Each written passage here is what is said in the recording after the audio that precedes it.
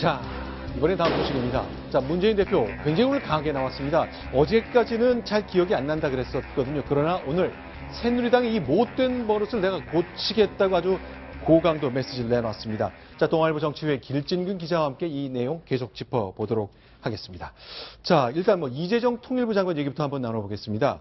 자, 이재정 통일부 장관 얘기 보니까 오늘 좀 얘기를 더 새롭게 내놓은 내용이 있는데요. 저희가 컴퓨터 그래픽 준비한 게 있는데 보면서 이걸 좀 해보겠습니다. 자, 뭐라 그런 거죠?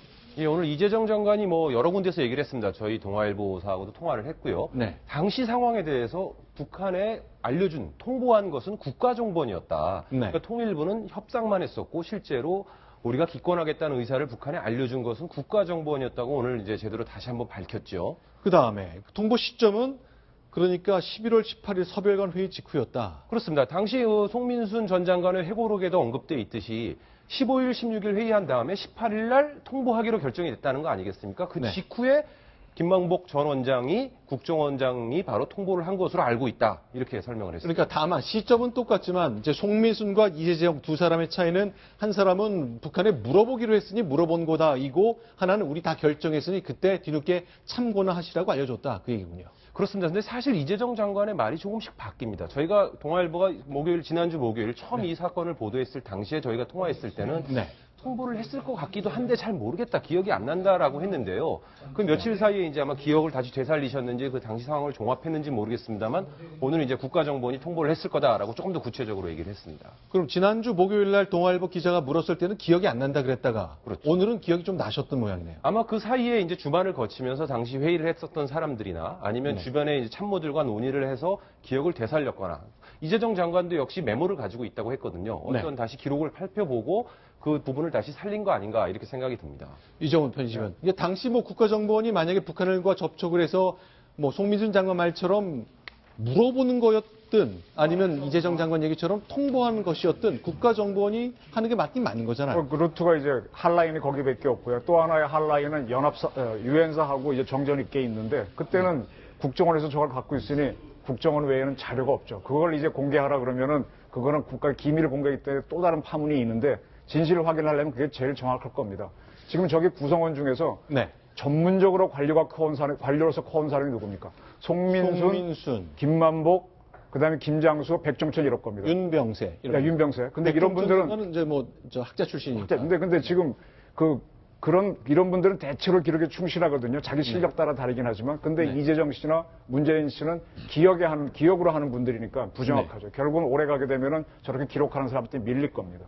자, 결국 남한과 북한 사이의 관계가 좋았을 때, 나빴을 때 관계가 쭉 움직이는 것이니까요. 그런데 이제 작년 10월 달에 남북 정상회담 기념 행사 때요. 자, 백종천 청와대 안보실장 그리고 김만복 국가정보원장이 남북 간의 한라인 관련된 얘기를 해놨습니다. 결론을 얘기하면요. 청와대는 없었지만 국가정보는 갖고 있었다는 내용인데 그 말씀도 저희가 영상으로 준비해봤습니다.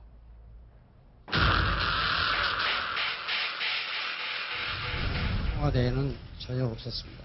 제가 그 안보실장 할 때는 노무현 대통령께서 정상관에 전화할 때는 제가 거기에 배석을 했습니다. 그쪽과의 전화를 한 적도 없고 저는 배석한 적도 없습니다. 정상 간의 핫라인 의사소통 구조가 있었고 남측은 국정원 안에 있었다. 그 전화가 언제 올지 모르기 때문에 24시간 상시 대기를 하고 있었다. 그리고 그 라인으로 온 것은 바로바로 김대중 대통령님 또는 노무현 대통령님께 보고가 되었다. 자, 지금 설명 좀 부탁드리겠습니다. 이제 핫라인이라는 게 지금은 없는 거잖아요. 근데 그때는 있었던 거죠. 저런 게 사실 굉장한 보안 사항인데. 보안 사항인가요? 김만복 원장이 이렇게 얘기를 했으니까 네. 제가 추인을 해도 되겠습니다. 있었습니다. 아니, 지금도 있어요. 지금도 있는데 지금 중단돼 있습니다. 박근혜 정부에서 끊어졌다, 이명박 정부 때도 끊어졌다 붙었다 천안함 사건 때는 하다가 그렇죠. 지금 끊어져 있습니다. 이 당시에 네. 1차 남북 정상회담 직후에 네. 임동원 전 국정원장이 쓴 회고록에도 한라인이 언급돼 있습니다. 거기에도 보면 남북 정상회담의 가장 큰 성과가 북한과의 한 라인 연결이었다. 그러니까 네. DJ 정권 때부터는 분명히 한 라인이 있었던 거고요. 네. 노무현 정권 때도 아마 남북 정상회담을 하는 좋은 관계 속에서 그게 유지됐을 가능성이 높은 거죠. 이제 흔히 핫라인이라는 게 냉전 시대에 모스크바하고 워싱턴을 이어주는 그 전화에서 이제 비롯된 표현인데, 그럼 이게 진짜 핫라인이라는 게 전화인가? 이렇게 들으면 뭐 이렇게 맞습니다. 전화로 지역번호, 평양의 지역번호 누르고 뭐 그렇게 하는 겁니까? 아니죠. 어떻게 하는 건가요? 우리 판문점 연락관이 이제 네. 쓰듯이 바로 직통 전화가 이제 개설된 거죠. 네.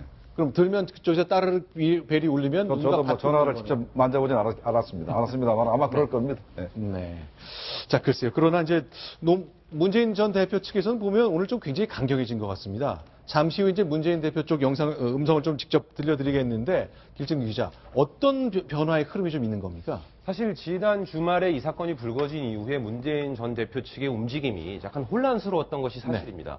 뭐 말이 좀 약간 해명 과정에서 어긋나는 부분도 있었고요. 네. 근데 지금 최근 들어서 문재인 전 대표의 어조가 점점 더 세지면서 네. 기억이 나지 않는다. 이 부분은 명확한 거고요. 네. 그다음에 새누리당을 공격하는 역색깔론을 계속 제기하면서 새누리당에 대한 공세의 수위가 계속 높아지고 있습니다. 그래서 그런지 새누리당한테는 고질병이 있다. 그리고 이 못된 버릇을 이번에 반드시 고쳐놓겠다고 얘기를 했습니다. 자, 오늘 했었던 내용인데요. 기자들이 직접 묻는 것에 답을 했습니다. 그 음성 소개합니다. 사실관계는 이미 뭐 충분히 다 밝혀졌다고 보고요. 문제는 남북 관계를 정쟁으로 끌어들이는 우리 수준 낮은 정치가 문제인 거죠. 지금 새누리당이 선거만 다가오면 이렇게 색깔로 고질병처럼 이렇게 다시 또 하고 있는데, 이런 아주 못된 버릇 이번에 꼭 고쳐놓겠습니다. 자, 지난 주말에요. 더불어민주당 문재인 전 대표 주변 분들이 모여서 회의를 했다면서, 오늘 아침 길정규 기자가 쓴 동아일보 기사를 보니까 그 대목이 좀 상세히 묘사되어 있던데요. 그렇습니다. 지난 주말 아까 말씀드렸지만 목요일에 저희가 이 사건을 금요일자로 첫 보도하고요. 주말에 이제 긴박하게 움직인 거죠. 당시엔 문재인 대표가 한 호텔에서 홍익표 전 의원과 뭐 관련된 여러분들을 좀 이렇게 모아달라 네. 해서 그 결의안이 어떤 과정에서 있었는지 정확하게 네. 기억이 안 난다. 네. 내가 그 9년 전 결의안에 찬성을 했다고 하는데 네. 이게 맞는 것이냐라는 것을 물어보면서 당시 상황에 대해서 얘기를 물어보고 기억을 복귀하고 앞으로의 대책을 논의하는 그런 자리가 만들어졌었습니다. 자, 그럼 저 처음부터 다시 한번 하나씩 짚어보겠습니다. 지난 주말 시대 호텔에서 모였으니까 이 대책회의 차원에서 했다고 봐야 되는 거군요. 그렇죠. 대책회의 겸 그때 당시 무슨 일이 있었는지 다시 한번 복귀를 하는 그런 과정이었던 자, 그러면요. 홍익표 의원이 그 자리에 참석했었는데 전원을 길정규 기자가 직접 들은 거죠? 예, 그렇습니다. 네. 어제 통화를 해보니 그때 당시에 이제 문재인 전 대표는 계속 당시 상황이 기억이 나지 않는다. 이것 때문에 많은 논란의 중심에 서 있지 않습니까?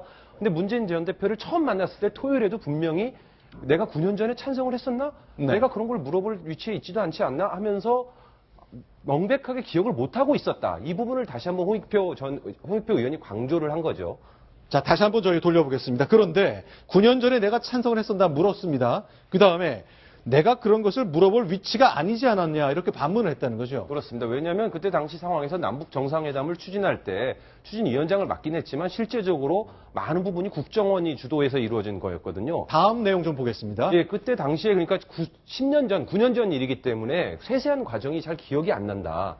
나는 그런 권한을 가지고 있지 않지 않나. 왜냐하면 당시 주장하는 것은 이제 백종천 외교안보 수석이 당시 회의를 주재했다라고 지금 문재인 측은 주장하고 있습니다. 자, 그런데 이제 참모들 주변에 이제 모인 분들 얘기가 상식적으로 북한에 물어볼 필요가 없지 않느냐. 그러니까 노무현 정부 청와대 사람들이나 당시 이제 더불어민주당 분들 생각에는 우리의 주권 국가로서 이런 국제 무대에서 북한 인권 관련 표결할 때 왜 북한한테 물어보느냐. 우린 그런 생각 자체가 머릿속에 있지 않다라는 생각을 강조하고 싶은 얘기였군요. 그렇습니다. 물어보면 분명히 반대할 건데 그걸 뭐하러 물어보겠느냐. 지금 기억은 잘 안 나지만 물어봤을 것 같지가 않다. 그런 식으로 얘기가 오갔다는 거죠. 바꿔 말하면 죄송합니다. 그 송민순 전 장관의 회고록은 날조라는 생각을 갖고 있는 거군요. 뭐 그 날조라고까지 얘기하고 있지는 않지만 당시에 왜냐하면 물어봤다 그러고 네. 물어본 내용을 갖고 노무현 대통령과 송민수 장관이 싱가포르의 호텔에서 직접 얘기를 하고 그랬잖아요. 그러니까 사람마다 9년 전 일이니까 기억이 조금씩 다르지 않겠냐. 분명히 물어볼 필요도 없었을 텐데 네. 이렇게 했다면 그것은 아마 통보한 거 아니겠냐. 이런 네. 식으로 결론을 내고 있습니다. 그리고 당시 송민순 전 장관뿐만 아니라 그때 참석했던 이재전 통일부 장관이나 네. 뭐 다른 분들도 있었기 때문에 문재인 전 대표 측에서는 아니 왜 송민순 전 장관 말만 진실이라고 믿느냐. 다른 사람들은 다른 얘기를 하고 있다. 네. 이걸 강조하고 싶은 거죠. 자, 이제 뭐 기억이냐 기록이냐의 논쟁도 있고요. 또 국가정보는 이제 사실관계를 정확하게 100% 확인하지 않고 정보사안이라 답할 수 없다고만 말했습니다. 그러나 이제 김정문 교수님 말씀 들어보면 기록이 대통령한테 보고해야 되기 때문에 뭐 대통령 보고 자료에 오류가 있다는 것, 뭔가 첨삭이 있다는 건 상상할 수 없는 거잖아요. 맞습니다. 분명히 그 이전 시스템에 있을 것 같고 네. 그게 각 부처에 갔는지는 서울 간 회의가 약간 성격이 비공적 회의이기 때문에 있을지는 그건 뭐 확신이 안 쓰지만 분명히 이전 시스템이 있을 거로 생각이 됩니다. 알겠습니다. 자, 그동안 이제 논쟁 차원에서 이제 점점 상황이 이제 굴러가면서 여러 가지 변화가 있습니다만 가장 큰 변화는 이제 문재인 전 대표가 기억이 나지 않는다 해서 새누리당의 고질병, 그 못된 버릇을 이번에 반드시 고쳐놓겠다고 단언했다는 것, 그런 변화가 느껴지고 있습니다. 자, 의원들 사이 이 문제는 굉장히 그 논란의 대상이 되고 있기 때문에 당내 토론이 있을 것 같은데 그것도 계속 김진규 기자를 통해서 얘기를 듣도록 하겠습니다. 자, 지금까지 이제 4가지 소식 봤습니다. 김정봉 교수님 여기서 또 인사를 드리겠습니다. 고맙습니다.